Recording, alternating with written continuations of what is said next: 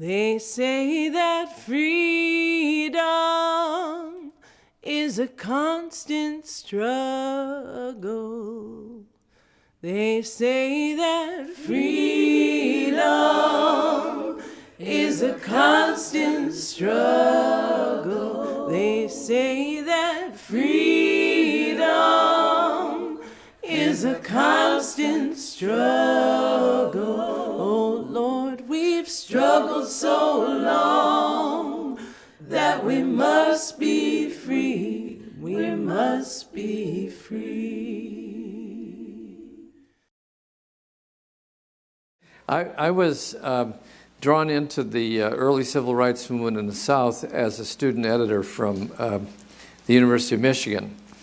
And I was in Albany, Georgia, and in McComb, Mississippi, and in Atlanta during the early years, 61, 62, 63.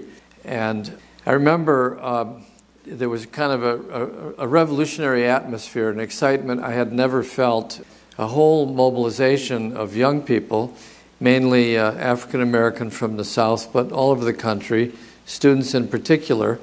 And we envisioned having the honor of uprooting and finally ending the Dixiecrat power structure of the Deep South, which would liberate millions of people to vote without terror, without fear. In 63, I went down there as a guy named Bill Higgs who gave a speech. And so I said, well, I better come down. He said, come down and visit. So me and another Yale law student, we went down there. And we visited a few places. He was filing a couple of lawsuits. I think I might have helped him with a lawsuit. There were only 3 lawyers, black lawyers in the whole state. And this guy, I remember he pulled the shades down. I think he really had a sense, I had a sense, there was fear. The division between black and white was so strong.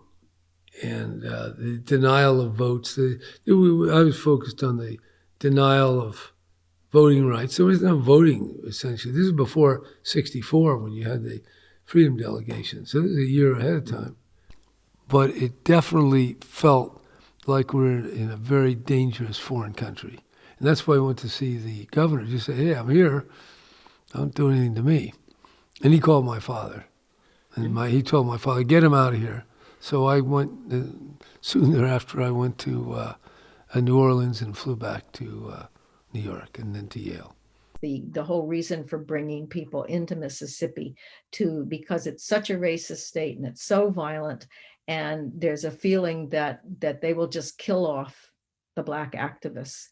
But if they could bring in up to 1,000 whites, especially white students, many of whom are coming from prestigious schools, they will force the country to take a look at what's happening, and they will force the country to care. Young people come of age with a critical eye on the world, but also almost of necessity hopeful hearts. And I think that it's a reason that young people become involved in social movements. It certainly was in my case.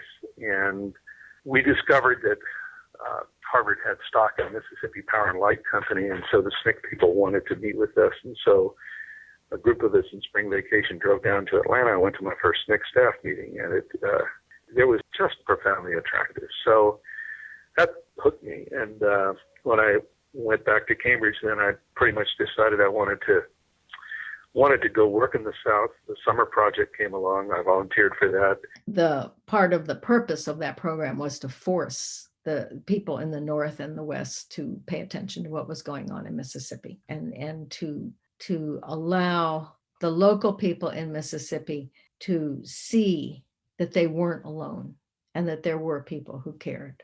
It was a way to be directly, personally involved in what seemed to be the great moral issue, obligation of our time, which was to try to overcome the tremendous inequality in our society. The basic question of, could black people vote was still on the table, and there were still many states doing their best to prevent people from just exercising the basic right of a citizen to vote. So it seemed to me and to many people in my generation like this was one of those moments in time where you have the opportunity and the obligation to put yourself on the line, and whatever it was you could have been doing that summer was less important. It was almost like the second Reconstruction, with Northern students going south to freedom schools, educating, organizing.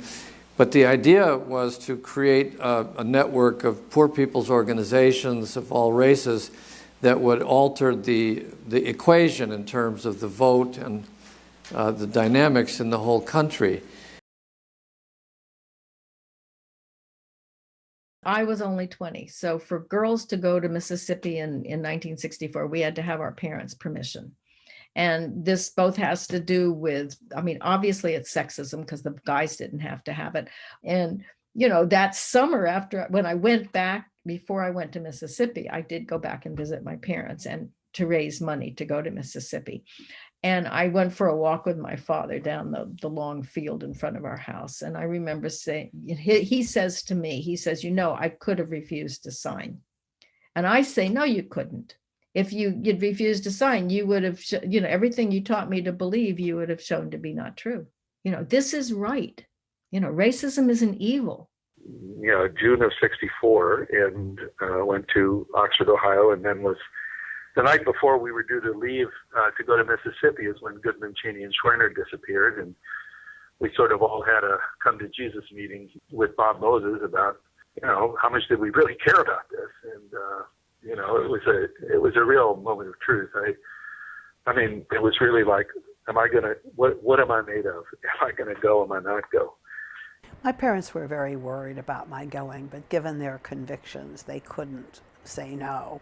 I was driving with a couple of other people to Fayette County when we first got the word of the civil rights workers who were missing in Mississippi. And, the bodies were found shortly after. Then I got to, I do get to Ohio, to Western College for Women in Oxford, Ohio. And the first morning after we're there is when we're informed that 3 of the people are already missing. And one of the first things we were then asked to do was to divide up by states and then contact our parents and relatives to contact their congressmen and ask for, safety for the civil rights workers. And Bob Moses was up at the front, talking to us. And what I remember so much about that was at the end of his talk, he said, all I can say is I'll be there too. And truthfully, I would have gone anywhere. I trusted him. The next day, everybody went. There wasn't anybody that didn't. But so the whole journey into Mississippi was not just an encounter with organizing and civil rights, but also with self. I think in a really deep way. And for many of us, I think sorting out, who we were, what we were called to do.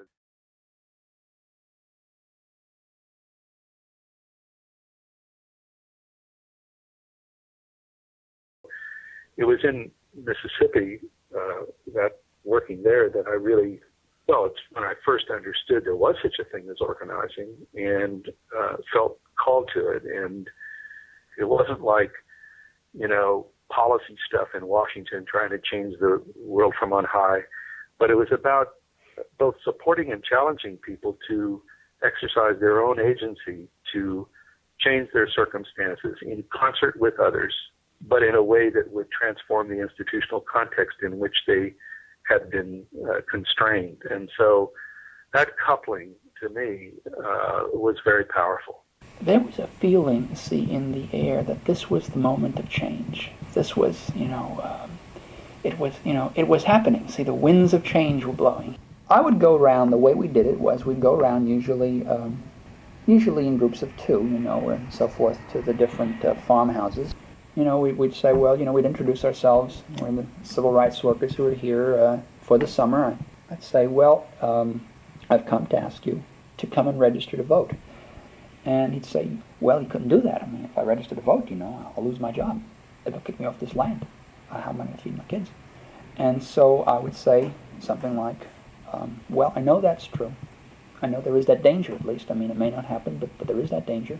But I'd say, well, did your father vote? No. Did his father vote? No. Do you want your children to vote? And very frequently in response to that, the person would say, okay, where do I come? We weren't parading around downtown Somerville, which is the county seat. We were careful to stay in groups and, in parts of the county where we were not attracting a lot of attention. I mean, our presence was known. It wasn't that there was any secret about us being there. We actually had people in the courthouse, in front of the courthouse, trying to actually get the registrar to accept their registration cards. I'm a freedom school teacher, so there was training on, how to encourage students to think critically and how to encourage dialogue. The freedom schools were secondarily about helping students if they needed remedial help. But what they did, along with Black history, is that many students talk about for the first time being given books and told about that there were such a thing as Black writers, Black artists, Black musicians. So it was also about developing pride. And then, of course, it was about encouraging the students. This is the primary thing, to think critically, to think about their lives, to think about what needs to get changed, and to ideally make a commitment to join the struggle. I worked with a 104-year-old man named Ben Faust, who had been actually born a slave and wanted to do one thing before he died, which was register to vote. And he was selected to be the first person to go in Amet County and register to vote. That was transformational for everyone in the community, but also for the country, because it was part of a much bigger project of reclaiming voting rights for African Americans in the South. You didn't loosely walk around. In fact, people sometimes who were in Holly Springs that were involved in the voter registration drives and stuff will make a reference. Do you remember this? Remember when we all went down and they had the big voter registration day? Well, I wasn't part of that. And I wasn't part of that because I was a freedom school teacher. I also wasn't a part of that because I was a white woman. This whole question of being white in Mississippi is key. We brought danger to the project. Having a white woman around was more volatile. Interestingly, nobody from our group was beaten. There were a couple of episodes where shots were fired sort of over or near where people were driving around in the back country. It was obviously much more risky for the local residents who got involved with us than it was for us, because other than being shot, nothing bad was going to happen to us. We weren't going to lose our jobs, our futures, and we could leave. Whereas people who lived there didn't have those options. What I learned from that was then that when you see inequality and inequities, you have to look at the power question. You have to look at people do not choose to live those ways. So you have to look at who's benefiting, who's losing, and what kind of conflict is going to be involved in changing it, because it's not win-win. So when I left the South in '65, got back to Bakersfield, the grape strike was on. I mean, the interesting thing for me was that I'd grown up in Bakersfield, but never really seen the farm worker world. For me, I had to go to Mississippi and, get educated about race and power and politics to see this community of people of color that had no political power, little economic power, and subject to the same kinds of patterns of discrimination and segregation that in California go back to the Chinese. And so it was like getting what we call Mississippi eyes to be able to see the world in which I'd grown up. In Mississippi, we had a taste of reality, seeing that man in the courthouse and the others like him. It was so utterly different from the unreality of a lot of the 50s that I'd grown up in. The same thing happened on the campus. Suddenly, a few hundred people are surrounding a police car. These men are doing their business. They're going to arrest this person, just take him off to the jailhouse. But no, suddenly something completely unpredictable, spontaneous occurs. Something novel takes place and just sort of shakes you. It's reality ripping asunder this veil of business as usual, rearing its sort of ugly head and saying, hey, hi, here we are, this is real. All that's got to stop for a while. That's what happened during the free speech movement. It surprised us all. There's no way to understand the Southern Freedom Movement without understanding the absolute importance of singing. Singing was what brought people together. Singing was what made you bigger. And so at the end of the Friday night, the last song is "We Shall Overcome." And there is a verse, black and white together. And that was not sung black and white together someday. It was black and white together now. And everybody raises their hands and they're holding on to each other's hands. And all around the room, there's black, brown, and white hands. And for me, that was the wonder of being part of what was called the beloved community. We shall